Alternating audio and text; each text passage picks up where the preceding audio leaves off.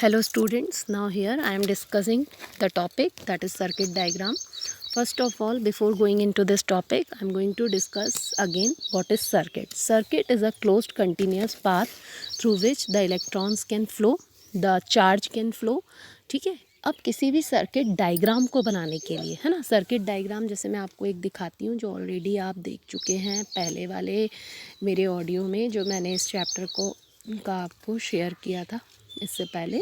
ये है circuit diagram. इसमें मैंने आपको कंपोनेंट्स भी बताए थे कि ये जो है ना, ये बल्ब है, फिर उसके बाद ये बैटरी है, ये की है, ये एमीटर है ना।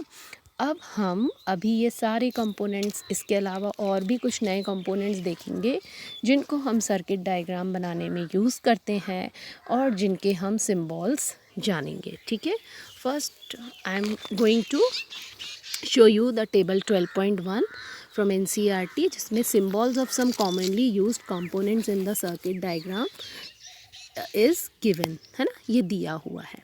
अब सबसे पहले हम इसमें देखेंगे जो पहला सिंबल है वो एन इलेक्ट्रिक सेल का है, जिसमें दो डंडियाँ बनी हुई है, एक बड़ी लाइन है ना, एक लॉन्गर और एक shorter. The longer line it represent the positive terminal, whereas the shorter line it represent the negative terminal.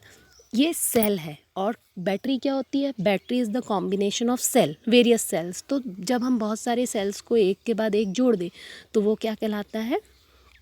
Battery. Plug की और स्विच ओपन, तो स्विच ओपन क्या कहलाता है? जिसमें हमने दो, कहना चाहिए ब्रैकेट के अंदर, कॉमन ब्रैकेट जो है उसको बनाया हुआ है, कॉमन ब्रैकेट, लेकिन उसके अंदर डॉट नहीं लगा हुआ है, तो ये स्विच ओपन है, यानी बटन ऑफ है ना।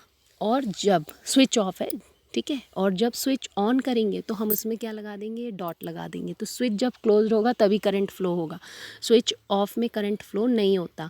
ठीक है, वायर, कभी कभी हमको वायर्स के जॉइंट भी शो करना पड़ता है, तो ये वायर का जॉइंट हमने शो किया है बाय मेकिंग अ टी। और जहाँ वो टी के जो एंगल्स बने हैं, सारे जो दो एंगल्स बने हुए हैं, उनमें हमने बीच में एक डॉट लगा दिया है। Wires crossing without joining. अब ये जो नेक्स्ट केस है, इसमें वायर तो हैं, वो एक दूसरे को क्रॉस कर रहे हैं। जैसे आप देखते हो आमतौर पे दो वायर एक दूसरे को क्रॉस कर रहे हैं, मतलब एक के ऊपर से एक वायर गया हुआ है, सिर्फ क्रॉस हो रहा है, ज्वाइन नहीं हो रहा। तो हमने इस तरह से ये सिंबल यहाँ पे रिप्रेजेंट किया है। Next symbol electric bulb. Electric bulb का तो आपको पता ही है, छोटी क्लासेस में भी आपने पढ़ा है। अब ये आपके लिए नया सिंबल आ गया, a resistor of resistance R, है ना। अभी आप ये सिंबल देख लीजिए, इसका डिस्क्रिप्शन मैं आगे दूंगी कि ये रजिस्टर है कहाँ, है क्या, और यह है कौन सी चीज़ जिसको हम यूज़ कर रहे हैं, है ना। और इसको हम बहुत सारी जगह यूज़ करते हैं आपके इलेक्ट्रिक सर्किट में, ये मैं आपको बताऊंगी। ठीक है, अब हम आगे जाएंगे तो एक और सिंबल है, वो है वेरिएबल रेजिस्टेंस, है ना। ये तो ऐसा रजिस्टर है जिसका रेजिस्टेंस आर हमको नॉन रेजिस्टेंस है, लेकिन दूसरा वाला जो ऐसा वो वेरिएबल रेजिस्टेंस है। वेरिएबल रेजिस्टेंस मतलब इस पर्टिकुलर कंपोनेंट से रेजिस्टेंस कंट्रोल किया जा सकता है, बढ़ाया जा सकता है, घटाया जा सकता है, तो हम इसको क्या बोलते हैं? रियोस्टैट। ठीक है, देन एमीटर, ये आपको ऑलरेडी मैं बता चुकी हूँ। Ammeter is a device which is use to measure the value of electric current. It is always connected in series in across the electric circuit. ठीक है, इसी तरह वोल्ट मीटर को हम वी से डिनोट करते हैं। It is always connected parallelly in an electric circuit. तो ये सारे सिंबल्स हैं कंपोनेंट्स के जो हम यूज़ करते हैं आमतौर पे फॉर मेकिंग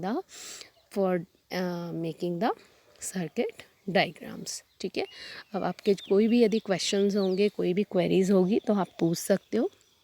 आगे हम ओम्स लॉ पढ़ने वाले हैं, और जो ओम्स लॉ है वो इस चैप्टर की बैकबोन कहलाता है, वो बहुत मोस्ट इम्पॉर्टेंट कंपोनेंट है इस चैप्टर का, वो हमें आना ही चाहिए। ये ओम्स लॉ आप क्लास 12th की फ़िज़िक्स में भी पढ़ेंगे आगे जाके। ठीक है, this is the most important concept from the chapter. Thank you.